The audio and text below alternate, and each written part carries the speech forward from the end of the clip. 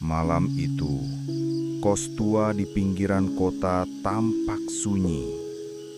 Semua kamar terkunci rapat, kecuali satu pintu di ujung lorong lantai 2, kamar nomor 7. Orang-orang bilang tidak ada yang boleh membukanya, karena sekali pintu itu terbuka, darah lama akan bangkit mencari korban baru. Selamat datang di Updan Story. Jangan lupa like, subscribe channel ini, agar kamu tidak ketinggalan cerita menyeramkan lainnya. Kami akan senantiasa menemani kamu saat pulang kerja dan istirahat di sini. Jangan lupa siapkan kopi dan teh terbaik kamu. Selamat menikmati ceritanya.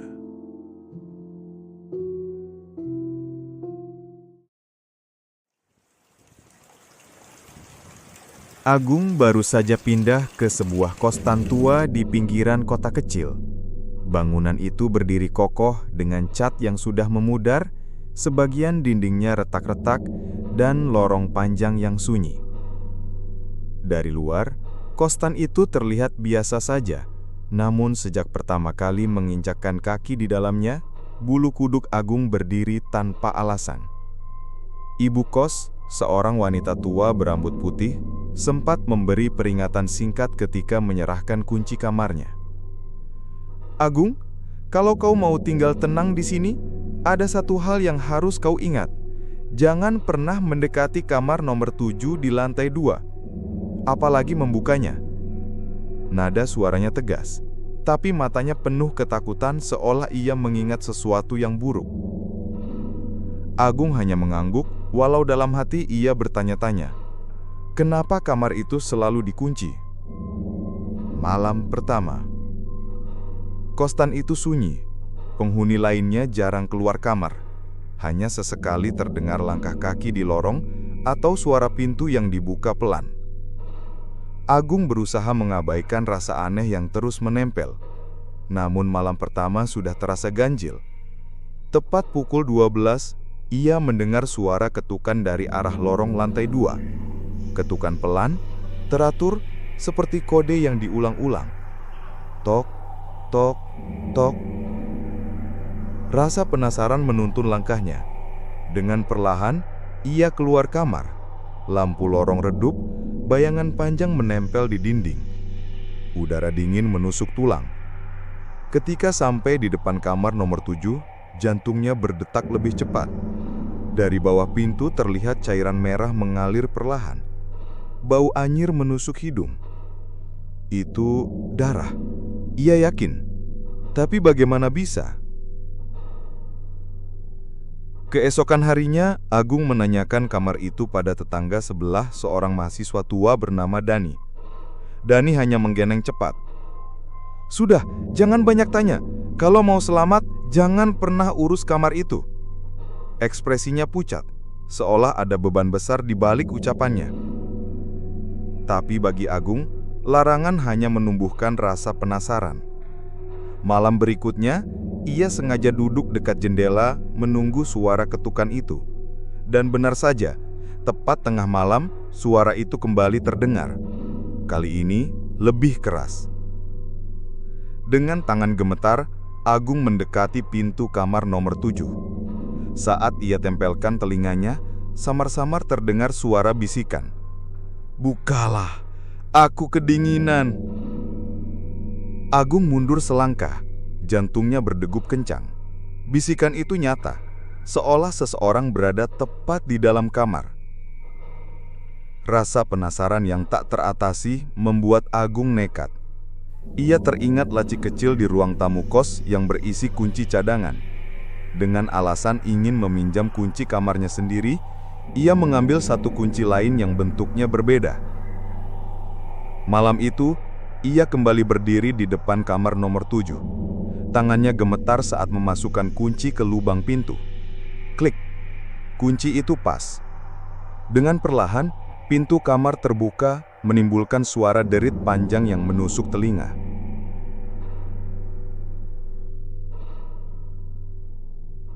Di dalam kamar, Kamar itu gelap, hanya diterangi cahaya bulan yang masuk lewat jendela kecil. Bau anyir langsung menyeruak. Agung menyalakan senter dari ponselnya. Dinding kamar dipenuhi bercak darah kering, warnanya coklat tua, seolah ada seseorang yang diseret dan dilukai di dalam. Di sudut ruangan, sebuah cermin besar berdiri, permukaannya kusam tapi memantulkan bayangan samar. Agung mendekat dengan langkah hati-hati. Saat ia berdiri di depan cermin, napasnya tercekak. Refleksi dirinya tampak normal, tapi hanya sesaat. Perlahan, bayangan di cermin tersenyum lebar, padahal wajah Agung sendiri tidak. Senyuman itu lebar sekali, nyaris membelah pipi. Agung mundur, tapi bayangan itu tetap menatapnya, matanya memerah, bibirnya bergerak tanpa suara. Dan tiba-tiba, dari cermin itu terdengar suara bisikan yang sama seperti tadi malam. "Terima kasih sudah membukakan pintunya. Sekarang kau tidak bisa keluar." Lampu ponsel Agung berkedip, lalu padam. Suasana kamar tenggelam dalam kegelapan pekat. Dari arah cermin, terdengar suara ketukan keras dari balik kaca, seolah sesuatu berusaha keluar. Agung menjerit tertahan, tangannya mencari-cari gagang pintu, tapi pintu kamar nomor 7 sudah tertutup rapat dari dalam. Agung berdiri kaku di dalam kamar nomor 7. Pintu yang tadi sempat terbuka, kini tertutup rapat seolah menelannya bulat-bulat ke dalam ruangan itu. Napasnya memburu, tangannya bergetar mencari-cari gagang pintu, namun nihil. Suara ketukan keras kembali terdengar. Kali ini bukan dari pintu, melainkan dari dalam cermin besar di sudut kamar. Duk, duk, duk. Seperti ada yang menghantam kaca dari sisi lain. Dengan gemetar, Agung menyalakan kembali ponselnya. Cahaya redup itu memperlihatkan sesuatu yang membuat darahnya seakan berhenti mengalir. Di dalam pantulan cermin, ia melihat dirinya sendiri, tapi tidak bersamaan. Tepat di belakang refleksinya, berdiri sosok wanita berambut panjang, wajahnya tertutup rambut, bajunya putih lusuh, penuh noda darah. Agung menoleh ke belakang, kosong, tapi di dalam cermin, wanita itu berdiri semakin dekat. Bisikan di telinga. Gung, gung, gung. Suara lirih itu terdengar jelas di telinganya. Napas dingin menghembus lehernya, padahal ruangan itu kosong. Ia terlonjak mundur, tapi justru mendekati cermin. Bayangan di dalam kaca tersenyum aneh, matanya memerah, lalu pelan-pelan menggerakkan tangannya keluar. Ujung jari pucat itu menekan permukaan kaca dari dalam, membuat kaca bergetar seperti permukaan air. Agung berteriak pelan sambil berusaha membuka pintu kamar. Tapi gagang pintu tidak bisa diputar, seolah dilas dari luar. Dari lantai kamar muncul cairan merah yang merembes semakin banyak. Darah itu mengalir dari bawah cermin, menyebar ke arah kaki Agung. Bau anyirnya begitu menyengat hingga membuatnya mual. Ketika ia menunduk, darah itu membentuk pola seperti telapak tangan yang mengarah ke arahnya. "Keluar dari sini!" Suara serak seorang perempuan tiba-tiba terdengar. Agung menoleh. Untuk sepersekian detik, ia melihat bayangan seorang wanita dengan wajah penuh luka berdiri di pojok kamar, lalu menghilang begitu saja. Agung menendang pintu sekuat tenaga. "Help! Ada orang! Tolong buka!" teriaknya. Namun suara di luar kamar hanya hening. Kostan itu seakan mati. Tidak ada yang mendengar, padahal biasanya suara sekecil apapun bisa terdengar jelas di lorong sempit itu. Ketika ia menendang sekali lagi, pintu mendadak terbuka dengan keras. Agung terhempas ke lorong. Keringat dingin membasahi tubuhnya, napasnya memburu. Ia menoleh ke dalam kamar. Gelap gulita, seperti ruangan kosong yang tidak pernah disentuh. Tidak ada darah, tidak ada cermin, tidak ada apapun. Pintu menutup sendiri dengan bunyi duk keras. Keesokan paginya, Agung menceritakan semuanya pada Dani, tetangga kosnya. Wajah Dani langsung pucat pasi. "Gila kau Agung, kenapa buka pintu itu? Ada apa sebenarnya di kamar itu?" desak Agung. Dani menarik napas dalam-dalam, lalu menunduk. Itu kamar bekas seorang penghuni lama, namanya Ratna. Dia meninggal dengan cara yang tidak wajar. Katanya darahnya menempel di dinding sampai sekarang. Banyak yang bilang rohnya tidak pernah pergi, terperangkap di cermin itu. Agung terdiam, tubuhnya merinding. Ingatannya tentang senyum aneh bayangan di cermin membuat perutnya mual. Dani menatapnya serius. "Dengar aku baik-baik, sekali kau membuka kamar itu, dia sudah menempel padamu, kau tidak akan bisa kabur." Malam kedua. Hari semakin gelap. Agung mencoba tidur lebih cepat, berharap semua itu hanya halusinasi. Tapi tepat pukul 00, suara ketukan kembali terdengar. Bukan lagi dari lorong, melainkan langsung dari dalam kamarnya sendiri. Agung membuka mata perlahan. Di cermin kecil yang tergantung di dinding kamarnya, ia melihat bayangan wanita itu berdiri di belakangnya. Padahal ia sendirian. Agung terbangun dengan tubuh gemetar. Cermin kecil di kamarnya kini bukan sekedar benda mati, melainkan jendela menuju sesuatu yang ingin keluar. Bayangan wanita berambut panjang itu berdiri di belakang refleksinya, tak bergerak, hanya menunduk. Ia mencoba mengalihkan pandangan, namun semakin ia hindari, semakin jelas sosok itu terlihat dari sudut matanya. Pergi kau!" teriak Agung, menutup cermin dengan kain. Tapi justru saat ia menutupnya, terdengar suara ketukan dari balik kaca. Tok, tok, tok. Pelan, tapi teratur. Bayangan yang mengikut. Keesokan harinya, Agung berangkat kuliah. Ia pikir dengan meninggalkan kos, rasa takut itu akan hilang. Tapi ternyata tidak. Di kelas, ia melihat pantulan di jendela. Bayangan wanita itu duduk tepat di sampingnya, padahal kursi kosong. Saat ia menoleh, tak ada siapapun.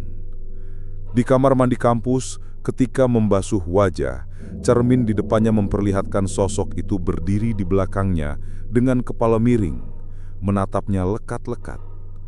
Tubuh Agung lemas, ia hampir pingsan. Sejak saat itu, Agung sadar sosok itu sudah menempel padanya. Kisah Ratna. Agung kembali menemui Dani, memaksa temannya itu bercerita lebih detail. Dengan wajah ketakutan, Dani akhirnya buka mulut. "Ratna, penghuni kamar 7. Dia dulu mahasiswi cantik, banyak yang suka, tapi katanya ada pria yang terobsesi padanya. Malam itu, Ratna dibunuh di dalam kamar itu. Tubuhnya diseret, darahnya menempel di dinding. Mayatnya ditemukan tepat di depan cermin besar. Ada yang bilang sebelum mati, dia terus menatap cermin itu, seperti meminta tolong."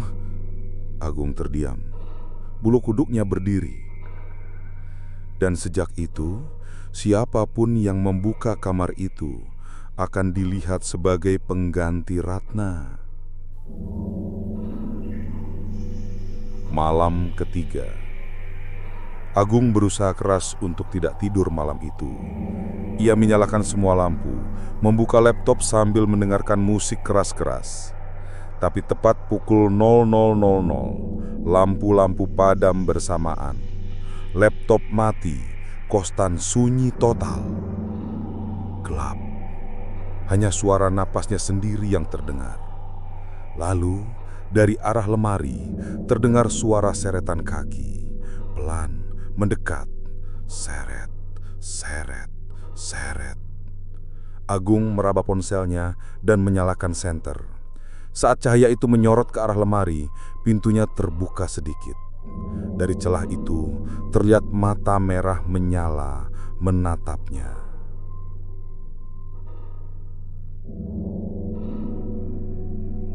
Sentuhan dingin. Ponsel Agung tiba-tiba mati. Dalam kegelapan, sesuatu menyentuh bahunya. Dingin, lembab, seakan tangan mayat. Agung menjerit, menepis, lalu berlari menuju pintu kamarnya. Tapi pintu terkunci dari dalam. Ia memutar gagang berkali-kali, sia-sia. Bisikan lirih kembali terdengar di telinganya. Aku tidak mau sendirian lagi. Saat ia menoleh, wajah hancur Ratna hanya beberapa sentimeter dari wajahnya. Matanya bolong, mulutnya tersenyum robek lebar dengan darah menetes. Agung menjerit sekeras-kerasnya.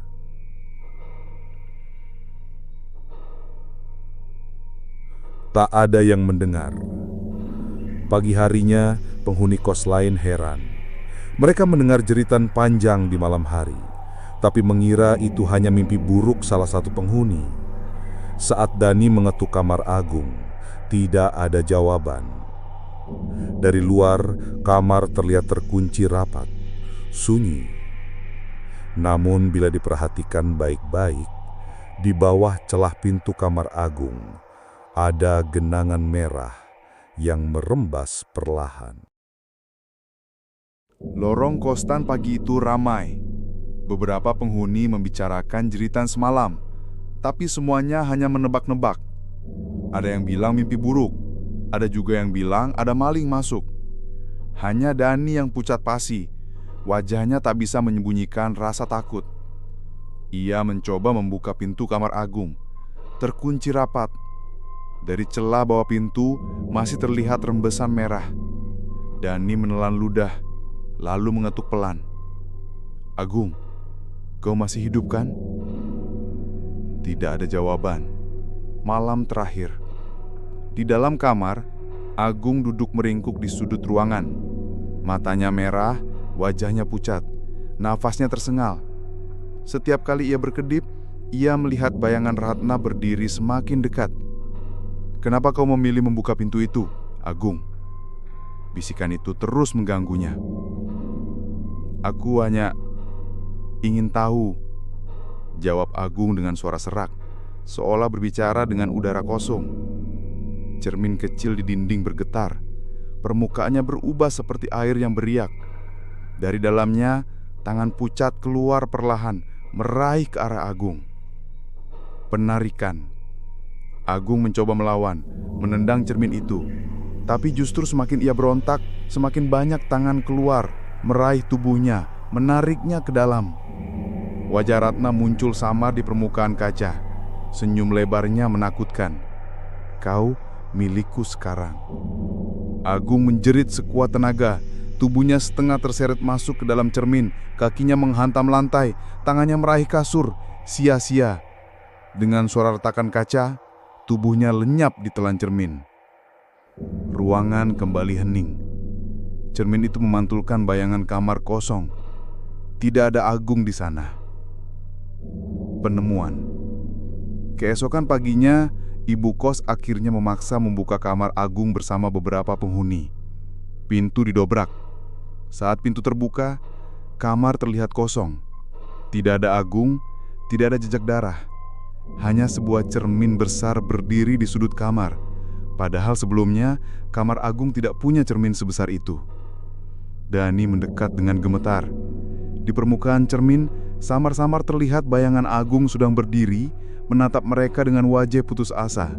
Mulutnya bergerak seolah berteriak minta tolong, tapi tanpa suara.